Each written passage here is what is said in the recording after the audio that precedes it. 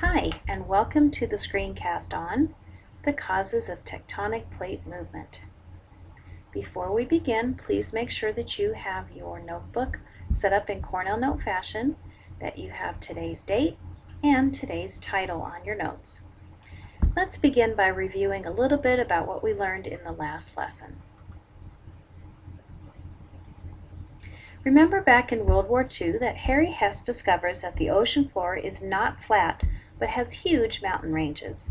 These mountain ranges are called mid-ocean ridges. At these ridges, new crust is formed at the spreading centers. As new crust is formed, the old crust is pushed to the side until eventually it subducts into a deep ocean trench. When it gets pulled into the mantle, the old crust is melted and recycled back into magma to become new crust again. And finally, Harry Hess's discoveries provided the much-needed evidence of how the continents moved for Alfred Wegener's continental drift theory to finally be accepted. Yay! In this chapter, so far we've learned about the evidence that Alfred Wegener used to show that plates move. We've learned about how the plates move, and today we will learn about what causes the plates to move in the first place. Remember that tectonic plates rest on the asthenosphere, and the asthenosphere, as you recall, was the upper part of the mantle and is soft and gooey. This hot, soft rock underneath the plates and in the mantle move by what's called convection. Convection is the transfer of heat by the movement of a material. In other words, when something like hot air or hot water, or in this case hot rock, rises because it's less dense. Remember that things that are hot usually rise. When something is cool, like cool air or cool water or rock, it will sink because it's more dense. Let's look at an example.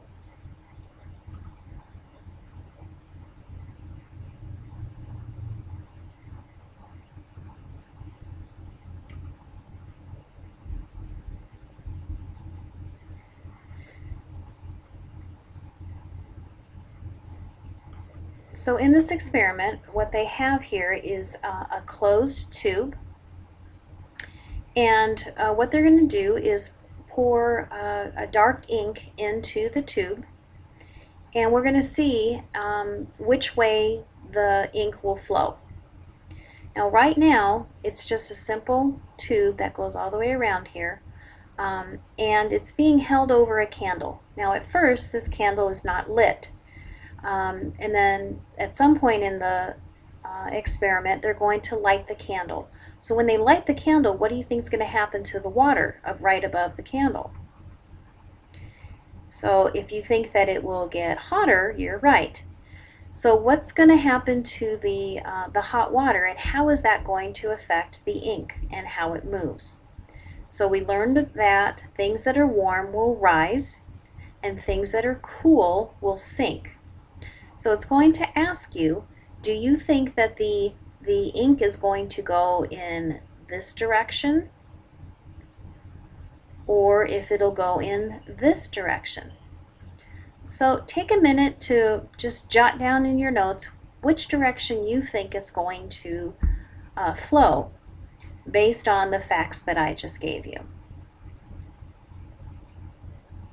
All right, make your guess and let's see what happens.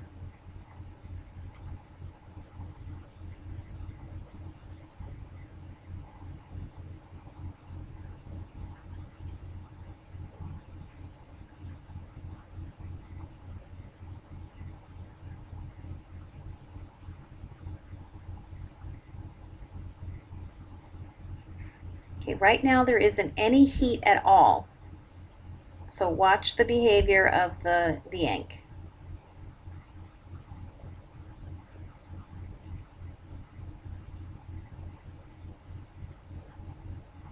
Okay, so basically at the top they're going in both directions. But now that we have the heat source heating up the water, let's watch what happens.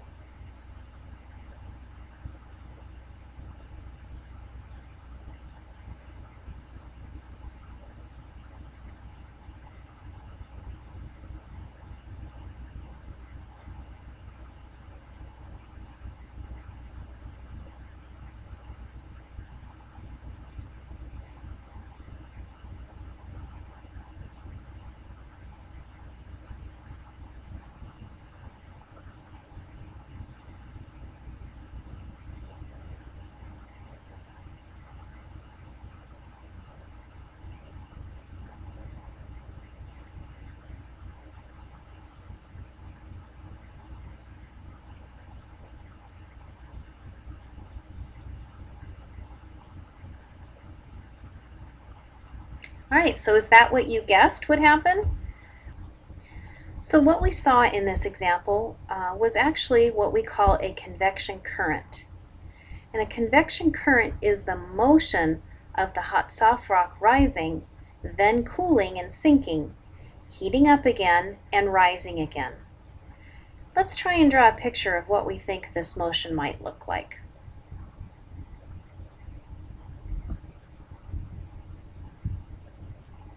Alright, so using my mouse here, I'm going to draw a very crude drawing. Hopefully you can do a little bit better picture in your notes with your drawing. So if we start down here at the bottom where we have the magma, and magma is the soft, hot rock, and say this is the point where we have water, and here we have our spreading center right here. So if magma is hot, that means it's going to do what? It should be rising, okay? Because it's less dense and it's warm, that magma is going to rise. Now remember that this water is cool. So what's going to happen to that magma when it starts cooling off? Well, if you guess that it's going to start getting denser and sinking, then you're right. So as it cools at that surface, it's going to at one point start to sink because it's denser than the water. Oops, I lost my pen here. There we go. Okay, until it gets pulled down into the mantle where it's nice and warm. And what's going to happen when it's nice and warm? Why, it's going to rise again. Okay, and this time I'm going to have it go in a different direction. It's going to rise up to the top. When it hits that cool water, it's going to cool, get more and more dense as it cools off, which means it sinks, gets pulled back into the mantle where it's toasty warm. And we're going to get that motion all over again. Okay, so hopefully you're drawing kind of a simple picture like that, hopefully a little bit better than me. And on the next slide, we'll see a little bit better picture here. Okay, so here again we have the magma. We see the convection current where the warm magma is rising because it's less dense.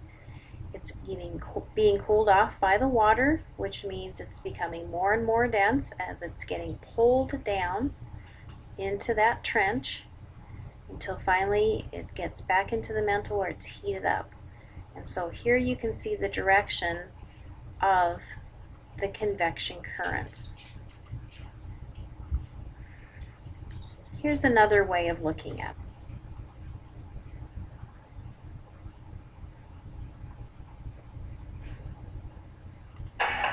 According to the theory of plate tectonics, the lithosphere is composed of several large plates that float on the asthenosphere, which is the liquid layer in the Earth's mantle.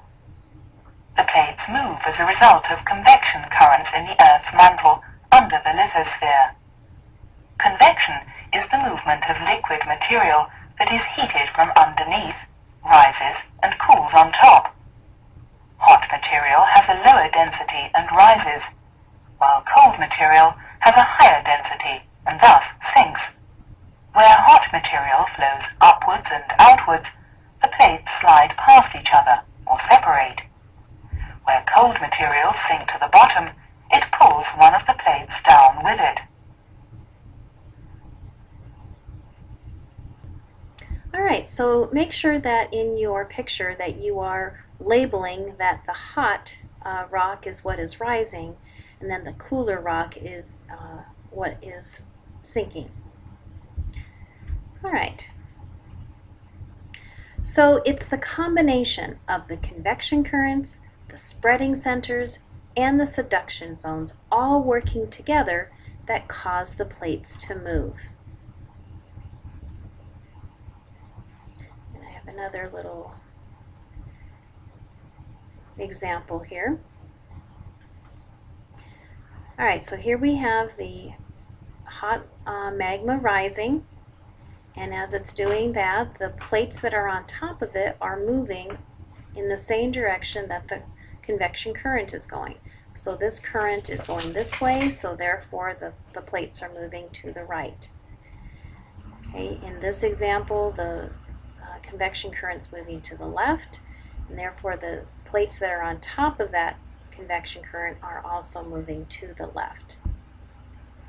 Now, over here, you can see that there's some hot magma that is actually going through a crack in the crust, which is the volcano. We're going to talk about that in another lesson.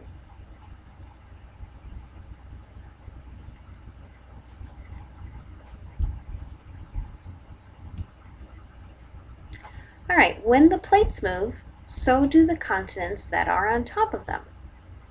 And here's what that looks like. All right, so here we have our convection currents. So this one's going clockwise, this one's going counterclockwise. So when you see that, which direction do you think these plates are going to be moving? Make a little prediction before I start here. Now, these convection currents are going towards each other. Okay, so if they're going towards each other, what do you think is going to happen to these plates that are on top of those convection currents? So these currents are going away from each other, and these currents are going towards each other. Okay, so think about what you think is going to happen, and then watch what happens to the plates. I'll go a little bit at a time. Okay, so you can see here that this current is causing this plate to go this way and this plate to go this way. Now look at here, it's starting to stretch this crust thinner and thinner. In the meantime, you see this plate and this plate going towards each other. So what do you think is going to eventually happen to these two plates as we keep going?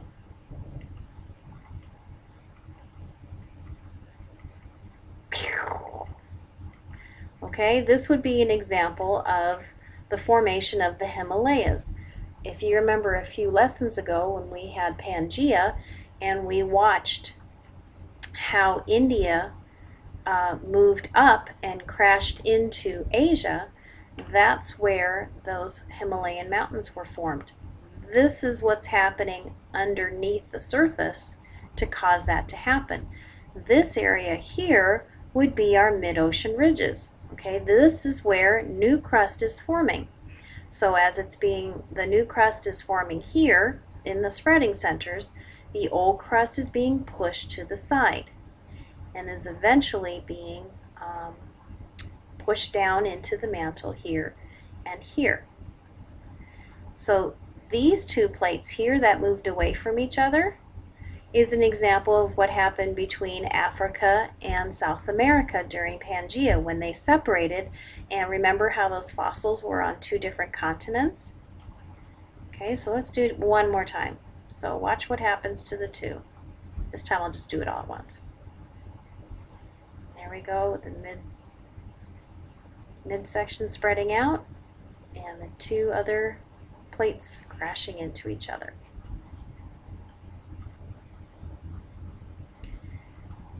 All right, now let's take everything that we've learned in all of our lessons so far and put it all together and see how all of this fits together. I love this video because it has some really cool visuals, so I hope you like it too.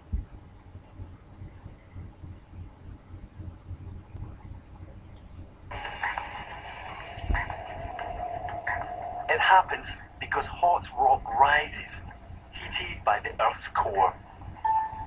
Near the surface, the rock spreads in two directions and goes sideways. It begins to lose heat. Eventually, the much cooler rock sinks back down.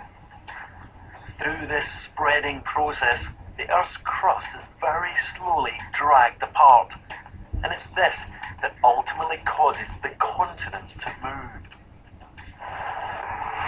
Where the plates collide, the rock on the seafloor containing carbon from the dead plankton is carried deep into the Earth. As it descends, This layer of rock is heated, so the rock melts, releasing carbon dioxide. And gas is returned back into the atmosphere during an eruption.